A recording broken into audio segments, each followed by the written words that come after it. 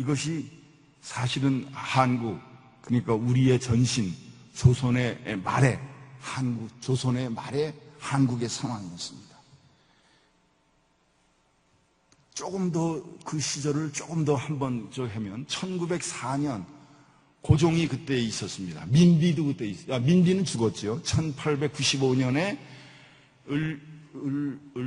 을미사변인가요? 그걸 뭐라 그러죠? 민비 시해 사건.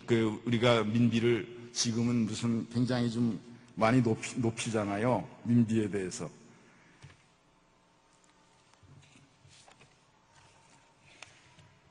명성황후 뭐 이래가지고 우리가 저기도 오페라 같은 것도 있고 그러는데, 근데 그 당시 왕은 그럼 어땠냐? 왕도 똑같았어요.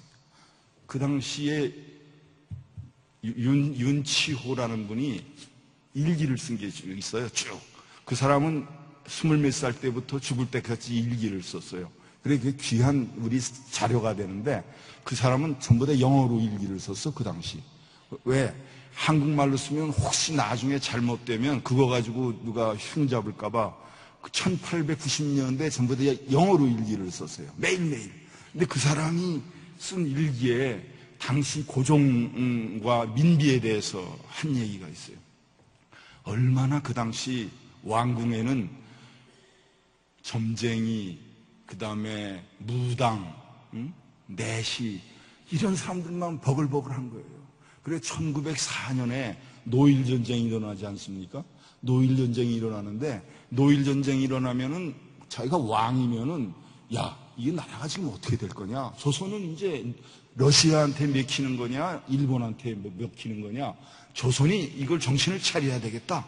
어디로 가야 되느냐? 하고 자기가 생각을 많이 하고, 뭐 그 당시 기독교인은 아니었으니까 기도는 안 하더라도 지도자로서, 왕으로서 자기가 진짜 뭘 해야 되는데, 그 당시 얘기를 들어보면은 기물포에서 전투가 벌어지고 포탄이 날아다니는데, 황제는, 그때는 이제 황제라고 칭했거든요. 황제는 점쟁이 말을 듣고 궁궐 기둥 밑에 큰 솥을 묻는 짓을 하느라 바쁘다.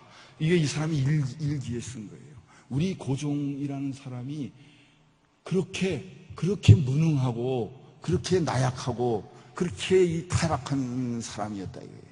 민비라는 사람도 똑같아. 그래서 이건 그 다음에 민비가 죽기 전에 한 게, 이 사람 민비에 대해서 평을 하는데, 영리하고 이기적인 이 여인은 미신을 섬기는 것의 반만큼 백성을 섬겼더라면 그녀의 왕실은 안전했을 것이다. 민비라는 사람도 백성을 섬기는 거에는 아무 관심이 없어. 관심이 없고 전부 다 미신 섬기는 거. 그래, 지금 덕수궁 짜리, 그 다음에 그 경기여고 짜리가 경운궁이었거든요. 러시아에서 아관파청을 하고 경운궁으로 옮겼어요. 저 고종이 1907년 이때쯤에. 근데 그 옮길 때 그 즈음 1900년대에 덕수궁하고 경운궁, 그러니까 지금 시청 부근이죠. 시청 부근에는 전부 다 점쟁이하고 무당들이 들끓었대. 왕이 점쟁이하고 무당을 좋아하니까 전부 다 점쟁이하고 무당만 있는 거야. 백성들은 그 사람들 먹여 살리느라고 세금 내야 되고.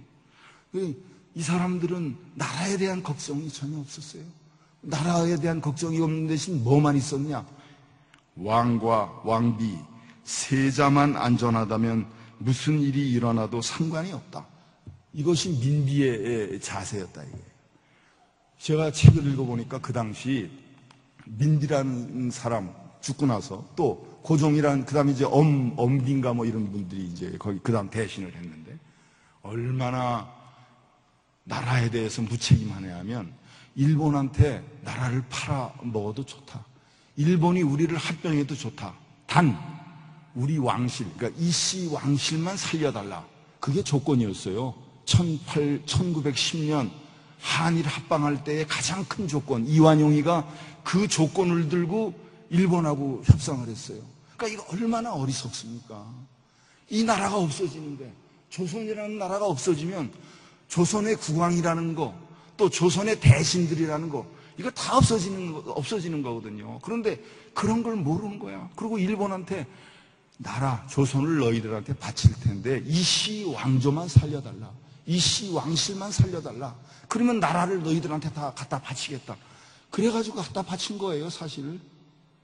그렇게 우리가 무능하고 그런 나라에서 우리가 100년 전, 이게 오래전 얘기가 아니야. 100년 전에 그런 나라였습니다. 이런 나라에 들어온 게 뭐였냐? 선교사를 통해서 우리 기독교가 들어온 거야. 그때 기독교가 들어왔어요. 선교사님을 통해서.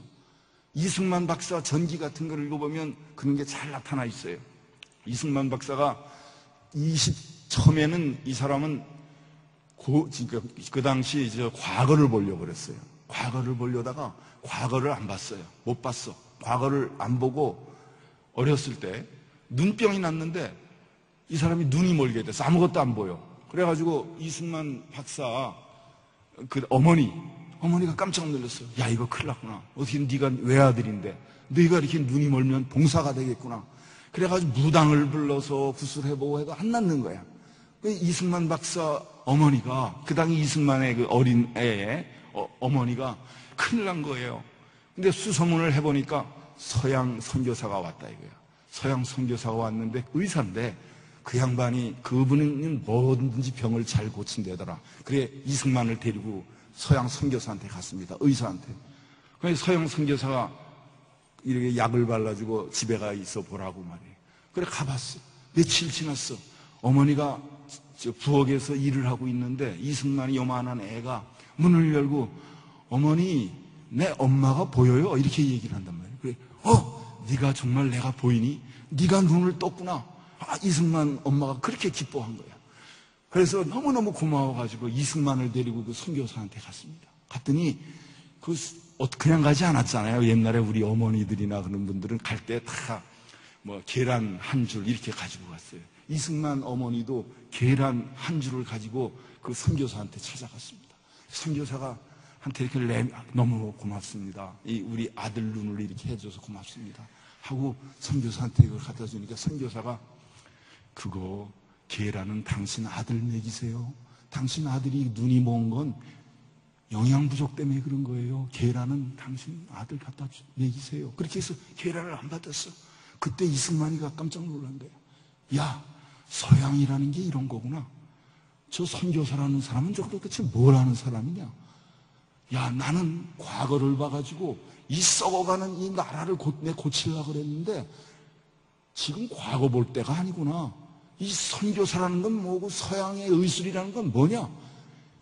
완전히 머리가 180도 달라졌어요.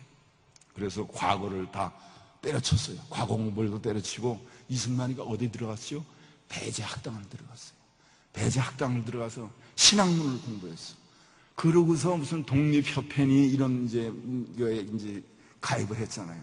근데 23살 때 감옥에 이제 들어갔어요. 왜 들어갔냐? 그 고종에 대한 이제 반역죄 이런 거로 이제 들어갔는데, 그래가지고 1907년에 6년 만에 감옥에서 나오는 거예요.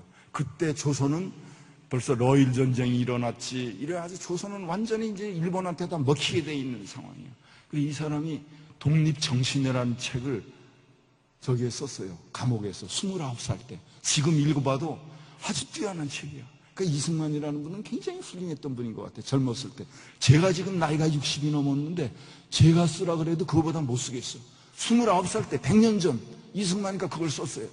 썼는데 거기에 결론이 뭐냐? 결론이 있어요. 그 결론이 독립정신 마지막 부분 결론입니다. 그걸 제가 읽어드리겠습니다. 세계 문명국 사람들이 기독교를 사회 근본으로 삼고 있으며 그 결과로 일반 백성들까지도 높은 도덕 수준에 이른 것이다.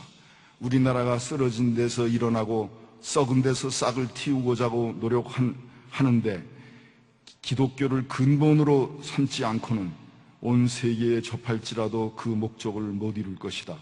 그러므로 우리가 기독교를 모든 일의 근원으로 삼아 자신보다 다른 사람을 위해 일하는 자가 되어 나라를 한 마음으로 받들어 우리나라를 영국이나 미국과 동등한 수준에 이룰 수 있도록 최선을 다해야 할 것이다. 건국 4237년 6월 23일, 이게 1904년에 쓴 거예요. 1904년에 이런 글을 쓴 거예요. 이 사람 결론이 뭐였냐? 이승만이야 20세, 29세 때의 결론이 이 나라는 기독교 국가가 돼야 되겠다. 기독교 국가가 아니고서는 조선은 살아날 길이 없다. 이 사람이 결론을 내린 거예요. 결론을 그렇게 내렸어요.